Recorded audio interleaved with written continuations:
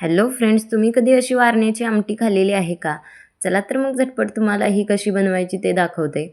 तर आता इथे घ्यायचं आहे सुकं खोबरं, त्यानंतर 2 चमचे जिरं, 2 चमचे तीळ आणि छान असं मिक्स करून घ्यायचं. त्यानंतर यामध्ये घालायचं आहे लसूण. ते सगळं आपण छान असं मिक्सरला बारीक करून घ्यायचं.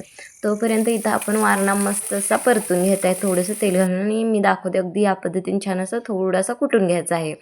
चला तर झटपट आपण फोडणीची तयारी करूया. त्यासाठी घालायचं आहे जिरे, कढीपत्ता आणि सगळे प्रकारचे मसाले असतील ते आणि आपण बनवलेला मसाला, लाल तिखट हे सर्व मिक्स करून घ्यायचं आहे. टोमॅटो घालायचं आणि आपण जे कुटून घेतलेले वारणा होते की नाही ते घालायचे. मीठ घालायला विसरायचं नाही बरं का. आणि आपल्याला हवं तेवढं त्यामध्ये पाणी घालून घ्यायचं. त्यानंतर 2 चमचे इथं मी शेंगदाण्याचं कूट घातलेलं आहे. तर आता वारणा मस्त असा शिजवून घ्यायचा आहे.